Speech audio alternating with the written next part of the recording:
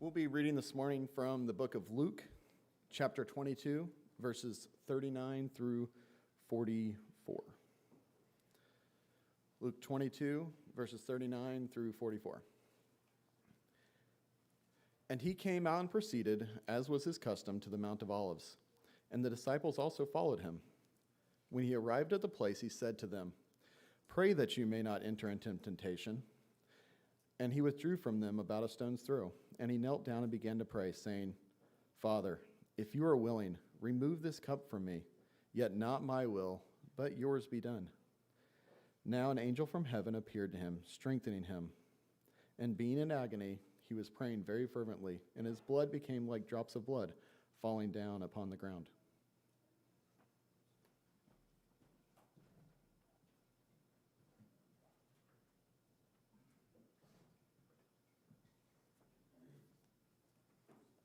Good morning. It's good to be with all of you this morning. As we are driving in, we noted all the leaves that seem to be changing and seasons changing, just reminders of God's beautiful creation. Even as things go to sleep, there's still all that beauty in that. Thankful we have this time together to spend in God's Word, and it's my hope that the thoughts I have to share with you will be beneficial.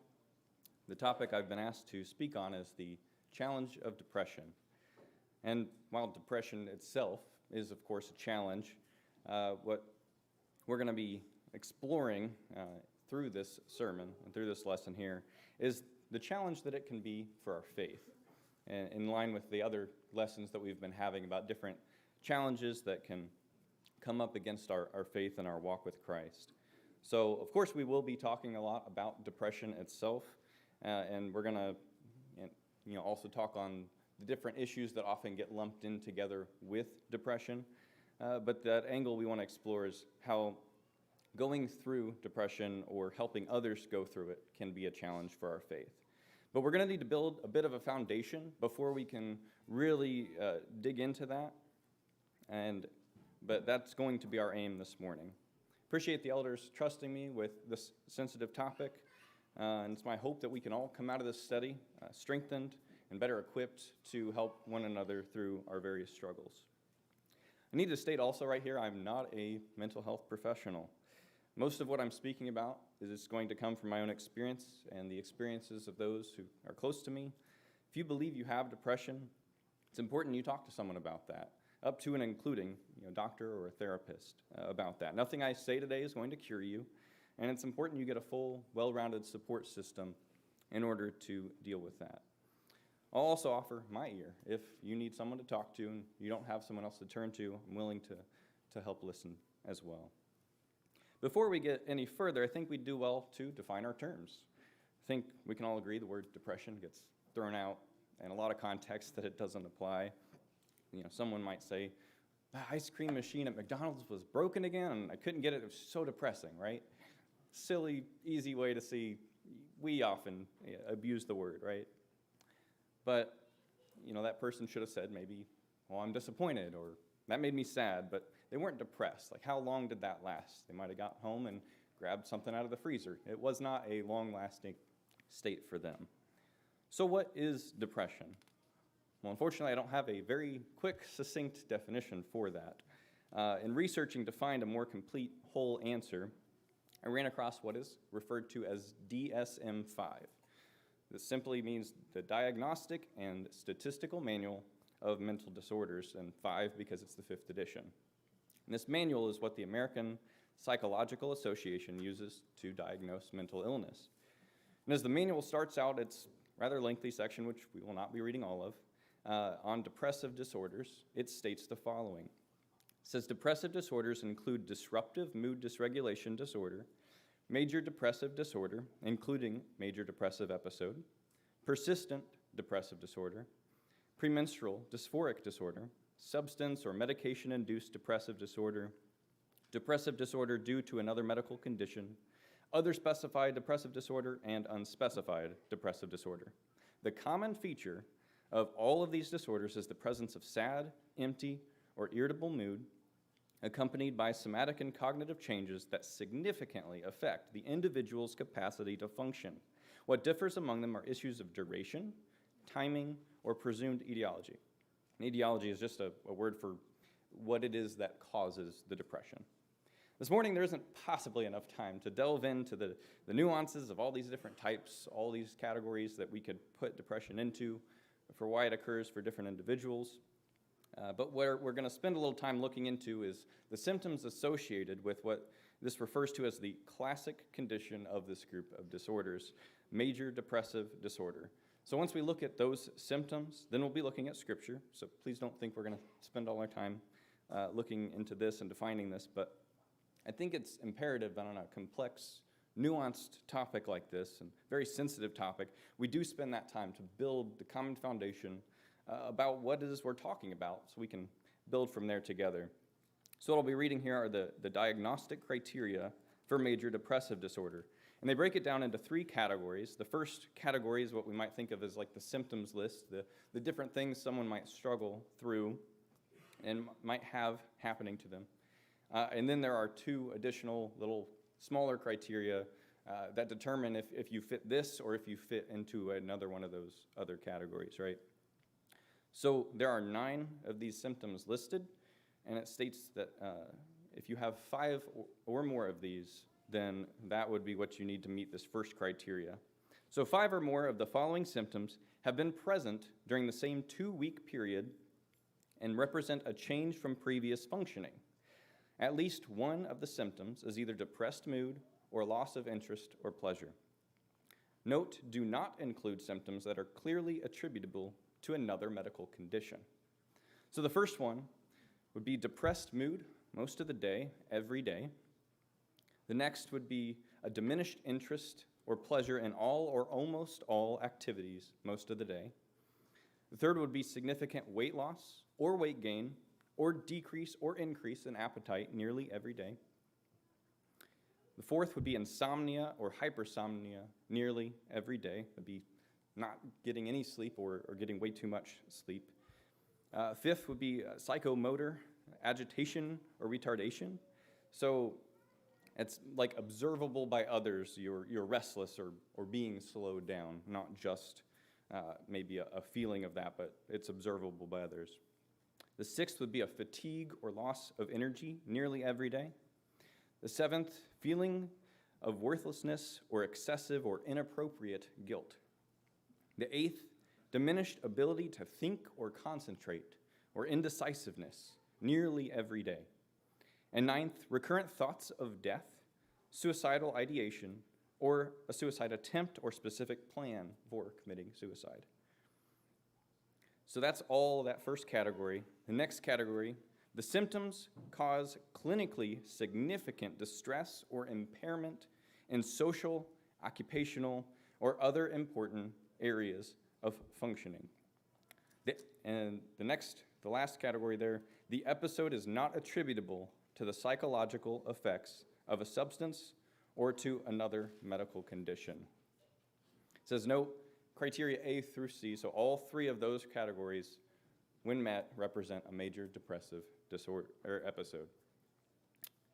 So it also goes on to state this. It says responses to a significant loss, so bereavement, financial ruin, losses from a natural disaster, serious medical illness or disability, may include feelings of intense sadness, rumination about the loss, insomnia, poor appetite, and weight loss that are noted in that criteria A, which may resemble a depressive episode.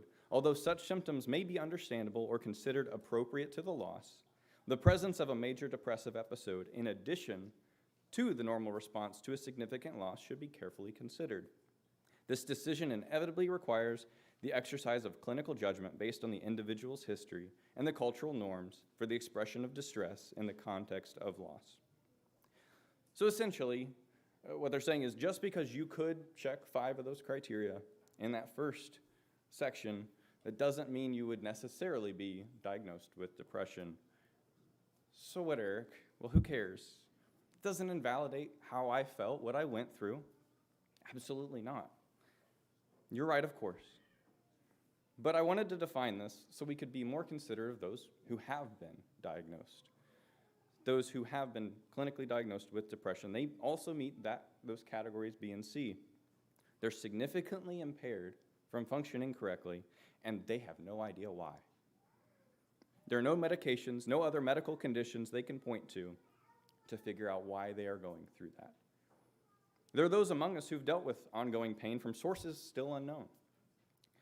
My dad, he doesn't attend here, but my dad for years has dealt with nerve pain in his face. Pain so excruciating, he was not able to continue preaching. Pain that keeps him up at night until his exhaustion finally outweighs the pain so he can fall asleep. He's been to many doctors and none have been able to find a cause. We have others in our midst who have had other conditions that have come on without warning and, at least to the best of our knowledge, don't have causes. I know a few in our midst sitting with us today have had this be true of depression as well. One in particular I spoke to before preparing this lesson, he told me he can still remember that time that it first came on him and how overwhelming that was. He was eventually able to find some treatment that helped, but that wasn't an easy journey. I'm not going to mention his name here, but if you're dealing with that circumstance, now or in the future, feel free to speak to me sometime down the line. He's willing to offer his help to anyone who finds themselves in that so that he can help come alongside them and help them push through that as well. So I would want to get you in contact with him, make you aware he is a resource for you in that way.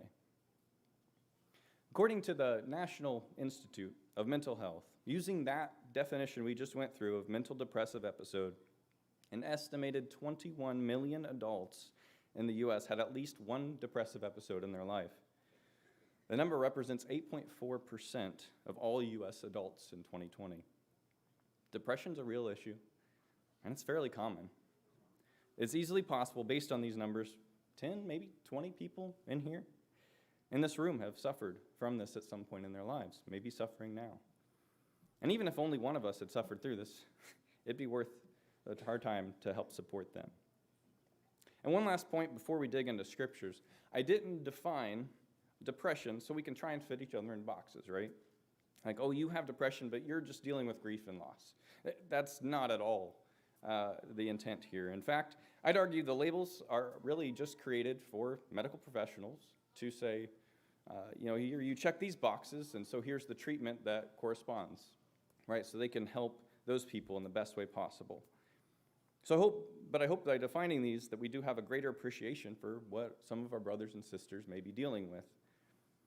But at least based on the criteria and how it is defined in this way, we can't definitively say Bible characters do or do not have depression. We don't have the ability to bring them in and evaluate them, right? But I think we're going to see that a lot of the ways that they're supported in the Scripture, no matter how you see it, they're in intense emotional distress. And how we are able to help those dealing with any state in that spectrum is hardly going to vary, whether it be grief or a full-blown depressive episode. So without any further background, I want us to turn to the Scriptures. We're going to start by looking at the prophet Elijah. So we're going to be in 1 Kings 19. My plan for us is to take a brief look at three Bible characters many of us are familiar with, and we're going to make some observations from each one, and finally make some practical applications for both those who are dealing with depression and then the rest of us who would be needing to support them. If you haven't studied the prophet Elijah before, I absolutely recommend it. He's an amazing example of one who had a working faith in God. In an effort to turn Israel back to God, he prayed no rain would come on the land, and for 3 years there was no dew or rain all of that time. He also confronts Ahab and 450 prophets of Baal, showing God is the only true God by having God light his altar after he had doused it with water. And after slaying those prophets of Baal, Elijah prays God would bring rain again, and God answers that prayer, brings refreshing to the land. And right after that, we see Jezebel's reaction to what Elijah had done. We pick up reading in 1 Kings 19, starting in verse 1. Ahab told Jezebel all that Elijah had done, how he'd killed all the prophets with a sword.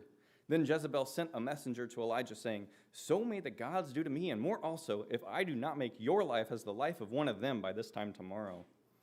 Then he was afraid, and he rose and ran for his life, and came to Beersheba, which belongs to Judah, and left his servant there. But he himself went a day's journey into the wilderness, and came and sat down under a broom tree, and he asked that he might die, saying, "It is enough now, O Lord. Take away my life, for I am no better than my fathers." And he lay down and slept under a broom tree. And behold, an angel touched him and said to him, "Arise and eat." And he looked, and behold, there was at his head a cake baked on hot stones and a jar of water. And he ate and drank and lay down again. And the angel of the Lord came again a second time and touched him and said, "Arise and eat, for the journey is too great for you." And he arose and ate and drank and went in the strength of that food 40 days and 40 nights to Horeb, the mount of God. There he came to a cave and lodged in it. And behold, the word of the Lord came to him, and he said to him, "What are you doing here, Elijah?" He said, "I've been very zealous for the Lord, the God of hosts. For the people of Israel have forsaken your covenant, thrown down your altars, and killed your prophets with the sword. And I, even I only, am left, and they seek my life to take it away." And he said, "Go out and stand on the mount before the Lord." And behold, the Lord passed by, and a great and strong wind tore the mountains, broke in pieces the rocks before the Lord, and the Lord was not in the wind. And after the wind, an earthquake, but the Lord was not in the earthquake. And after the earthquake, a fire, but the Lord was not in the fire. And after the fire, the sound of a low whisper. And when Elijah heard it, he wrapped his face in his cloak, and he went out and stood at the entrance of the cave. And behold, there came a voice to him and said, "What are you doing here, Elijah?" Yes, he said, "I have been very zealous for the Lord, the God of hosts. For the people of Israel have forsaken your covenant, thrown down your altars, and killed your people with the sword. And I, even I only, am left, and they seek my life to take it away." And the Lord said to him, "Go, return on your way to the wilderness of Damascus. And when you arrive, you shall anoint Hazael to be king over Syria, and Jehu the son of Nimshi you shall anoint to be king over Israel, and Elisha the son of Shaphat of Abel-Meholah you shall anoint to be prophet in your place. And the one who escapes the sword of Hazael shall Jehu put to death, and the one who escapes the sword of Jehu shall Elisha put to death. Yet I will leave 7,000 in Israel, all the knees that have not bowed to Baal, and every mouth that has not kissed him." Let's make some observations about Elijah. He was afraid. Then he fled from Jezebel's territory. He left his servant behind from there and went out into the wilderness to die. He felt underappreciated, like his work was for nothing, and that he was no better than his fathers. He wanted to die. He slept, ate, and ate, and then he went on a 40-day journey to another place where he lodged himself. This passage brings to mind the symptoms we mentioned earlier. He was without hope. He had excessive, inappropriate guilt, thoughts of death. He just wanted to sleep. Lack of an appetite as the angel had to make his food. And this lasted over a month. So how did the Lord respond? He sent an angel to him and told him, "Arise and eat." And he gave him 40 days to think. And then at the mountain, he asked him to tell him his problems. And after hearing Elijah's complaint, as I would say it, he told him, "Come out and say that before me. Say it to my face." It's an incredible scene, really. He tells him to come stand before the Lord, and we see the mountain itself can't even stand before the Lord. So we see really God's response is to show the whole earth trembles before him. But yet Elijah goes out, and he says it all again. And then God gives him a purpose, gives him a helper, and he reminds him he's not alone. In my observations, I found this to be a theme, really, in my own life and in the lives of others that I've talked to. You can kind of break life down into kind of three categories: your faith, your family, and your work. And when any one of those three is hurting, the other two kind of drop to survival mode at best. Elijah here feels he's failed, and he feels like there's no one else. He wants to bring Israel to God, but they're out there to kill him. He was thinking, this didn't work. They didn't turn back to God. But God reminds him that he does still have a faithful remnant, and there's more work for Elijah to do. Next, I want us to consider Job. We're told Job is a blameless and upright man who fears God and turns away from evil. God himself tells us this. In chapter 1, verse 8, he says, "Have you considered my servant Job? There is none like him on the earth, a blameless and an upright man who fears God and turns away from evil." Satan's response is to question Job's faith. Does he only fear you because you've showered him in blessings? Or would that be true if everything was taken away? And God allows Satan to destroy all that Job has, even his health. And that puts Job in a really difficult spot. I'm going to just read through survey a few verses from Job. Consider the following. Chapter 3, verse 11. Why did I not die at birth, come out from the womb, and expire? Chapter 3, verse 26. I am not at ease, nor am I quiet. I have no rest, but trouble comes. Chapter 10, verse 1. I loathe my life. I will give free utterance to my complaint. I will speak in the bitterness of my soul. Chapter 30, verse 16. And now my soul is poured out within me. Days of affliction have taken hold of me. The night racks my bones, and the pain that gnaws me takes no rest. Job lost everything. Yet we know he was a blameless and upright man. But I think we can see in these verses a lot of those same symptoms we read about in that criteria concerning depression. Just like Elijah, Job had the opportunity to present his case before God. He didn't understand why he was suffering, and we can surely say his friends didn't either. In fact, it's kind of a side point. I'd say one of the coolest aspects of wisdom literature in the Old Testament that I hadn't really seen until recently is you have on one hand, you have the Proverbs, a lot of statements about how good things happen to those who are wise, bad things happen to those who are fools. And on the other hand, you have Ecclesiastes that points out whether you're wise or a fool, you're going to die. And so you take 100% of Proverbs to be 100% true every single time, right? Someone might consider you to be a bit naive. You take Ecclesiastes, and that's your picture of the world. You've got a pretty bleak, sad picture of the world, right? And you have the other literature. You have the Psalms, you have Lamentations, you have Job, as being kind of like the tension between those. A lot of people working and struggling through that. How can it be that I am living in this way, and yet this is the result, right? So very interesting to read through how many of the psalmists and how in Job and all these things, how there is that maturing process of seeing how all of those things work together and how that God is still in control of it all no matter what. God is still there. And in Job, with his friends, you can see the viewpoint is kind of what you might have if you only read Proverbs, right?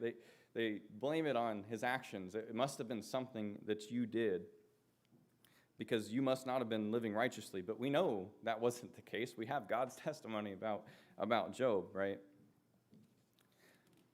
And finally, I want us to look at Jesus. We don't often think of Jesus in these terms and in this way.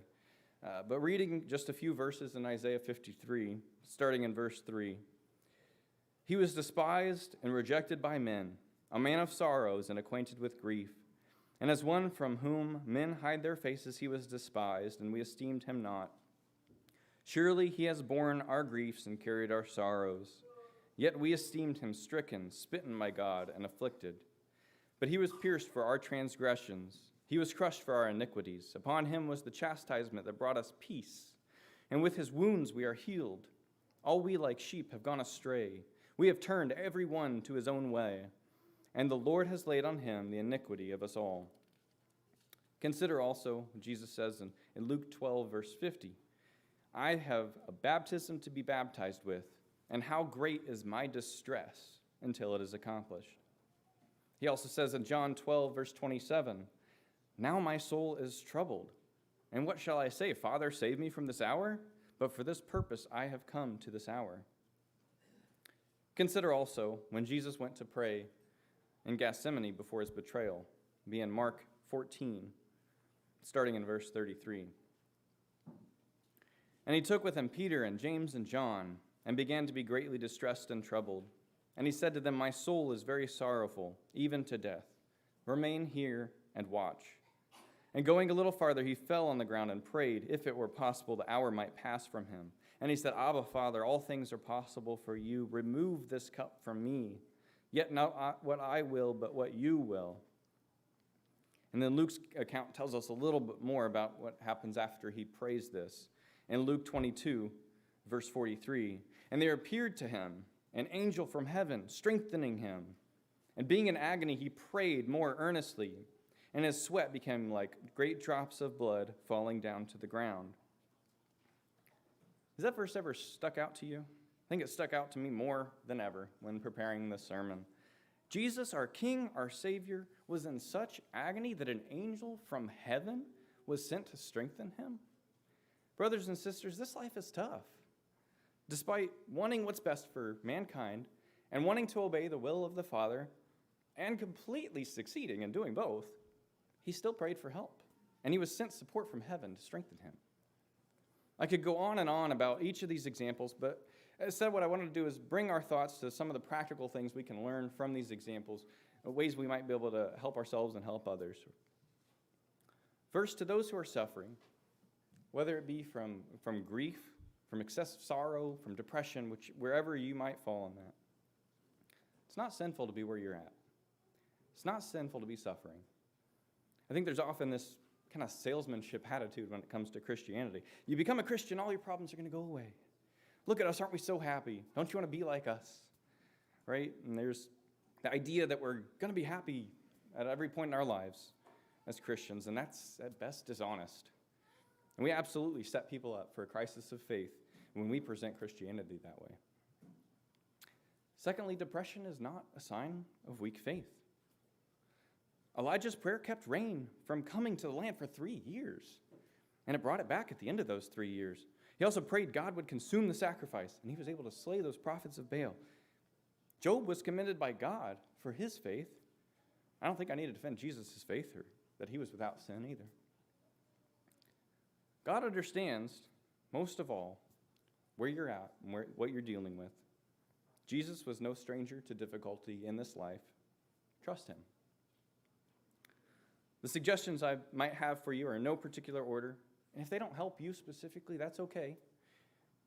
But to those who are suffering, I would recommend sometimes taking care of yourself is the best you can do. That might be all you can do, and that's okay.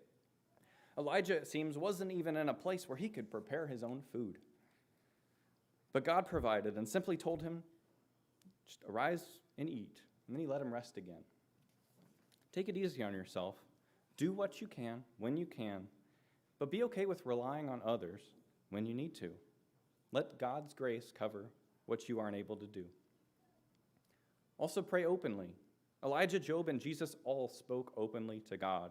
God didn't keep them from expressing their frustrations. Yes, he reminded Job and Elijah of where they are in comparison to him of his power, but he didn't ever stop them from sharing where they were at. We see that in the Psalms too. Many of the Psalms are really just examples of God's people working through what they're dealing with in life. And when we don't work through those things, when we don't have those kind of moments where we can work through those things like they did, we leave Satan an opportunity to drive a wedge between us and God. And finally, let others help you. Satan wants us to isolate from others. He wants us to keep issues to ourselves so that he can use that to turn us away from God. Not saying you should express what you're dealing with to everyone, but let a few of those who are close to you know what you're suffering, and so you can get the support that you need. Sometimes he tries to convince us, too, that, well, others have it worse. I shouldn't be complaining or talking about it, but that's simply not the case. Those suffering from grief and loss need support just as those who have an extreme depressive disorder. No matter where you are, you don't need to be alone, and you should seek the help you need.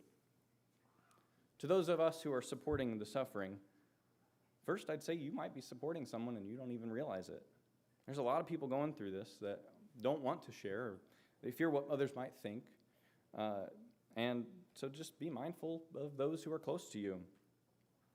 At least for those in grief, we often know the triggers. You might have a lost loved one. You might have a difficult life event. I think we do an excellent job of taking care of those who suffer, and at the time of those events especially. The meal lists, as we see, they're often filled before you can even open them, right? We do a great job of that. And that's how God took care of Elijah. I think we have a good example for that. But God gave Elijah 40 days, and he checked on him again, right? No grief can last a long time. So remember to check on each other, even long after the event occurs. Be mindful how you offer support as well. For example, you might want to offer some Bible verses to comfort someone. An excellent idea. But don't just say, well, I read these verses when I'm feeling down, they always make me feel better, right? Say, I found comfort in these verses when I've gone through hard times. Maybe they'll help you too. Because what you can end up doing is that you could hinge that sufferer's faith on those verses. So their brain might interpret, well, that's a cure. That's how I can feel better. Okay, I'll read these. And when they don't feel what you described as a way of just, I feel better now, right? Then thoughts like, well, my faith must not be strong enough can come up. Or I just must not be a good Christian. Those type of thoughts can happen for those suffering from this. So our attempt to comfort might actually shake their faith. So just be mindful of how we reach out and how we talk to those. And that actually really leads well into my next point, and that's don't try and cure them, right? So we need to be there to support each other, but we're not there to fix each other. As much as we don't want them to be suffering, and we shouldn't, right? We can't wish any of it away. It takes time. So give the sufferer time and support. It's also useful to admit when you have no idea what someone is going through. Let them share. Let them tell you. We can do a lot more harm than good when we think we know what someone's going through or suffering from. Recall that list of symptoms. If you check 5 of the 9, you could be suffering from depression. Your symptoms may not even align a lot with what they went through compared to what you went through, right? With every circumstance, it can be very different. And there are multiple ways to show each of those different symptoms as well. So everyone's situation is different, and each one suffers in their own way. So let's ask how it's affecting them and let them tell us. And finally, don't feel responsible for their well-being. It's not your job to make them better. We're told, bear one another's burdens, but each one carries his own load. We need to be there to support, but ultimately, that's all we can do. So don't overburden yourself with the weight of their recovery on your shoulders.